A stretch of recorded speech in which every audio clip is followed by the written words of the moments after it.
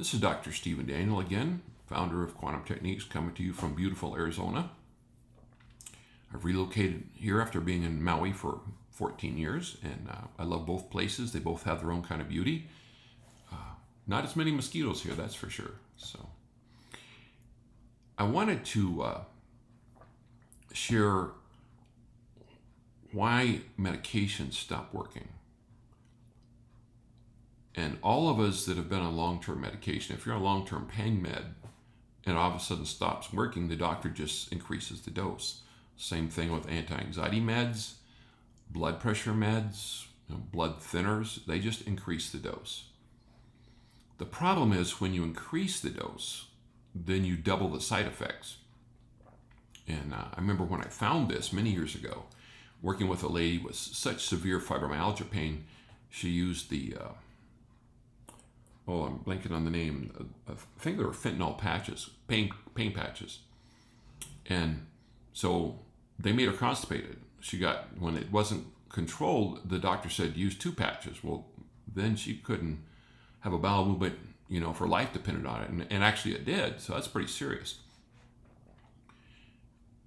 99% of the time or higher, when your medications stop working, or your supplements, it's being blocked at the level of the cell surface receptors.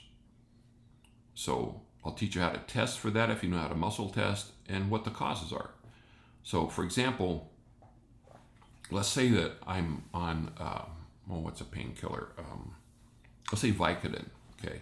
So if I test for myself and I've already taken the steps to make sure I'm testable, and I say, Vicodin, I want to be healthy, Vicodin, I want to be sick. That's asking if the level in the in the blood is the level I need. And I got a yes, okay. But if I say functional Vicodin, I want to be healthy, and that test's weak, then something's blocking it from working. And again, instead of adding more, why don't we remove the problem so you can use less? So the number one area is viruses in the body, hidden and non. And the second one would be mycoplasma, which is like an atypical bacteria.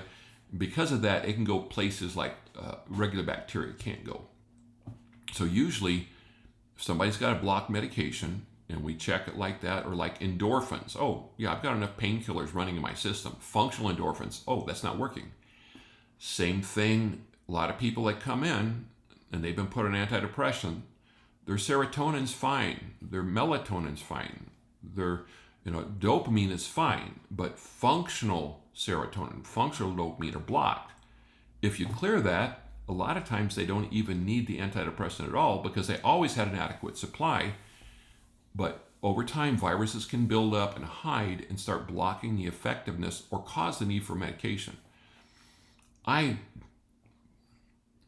Other than grief, and again, you can have prolonged grief, I don't think I can think of a case of, and I was a clinical psychologist and a psychopharmacologist, so I can't think of a case I've worked with in the last 24 years of anxiety, depression, panic, bipolar, or schizophrenia that did not have key foods or toxins in addition to virus blocking their ability. So if you would check serotonin, test great. Oh, no viruses, no mycoplasma. But wheat blocks their ability, or dairy blocks their ability to process their serotonin across the cell wall. Once you correct that, very few of them need medication. And if they do, it's usually more like bipolar or schizophrenic. And it's a very, very small dose of medication, usually below the threshold which you start having long-term permanent side effects.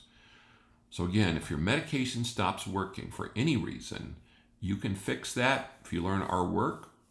Like I say, the Truth Techniques 1 on our website, quantumtechniques.com, teaches that. Or you can call a practitioner and they can find it and fix it for you pretty quick. So again, just sharing tips for your healing from Dr. Stephen Daniel, founder of Quantum Techniques. Have a great weekend.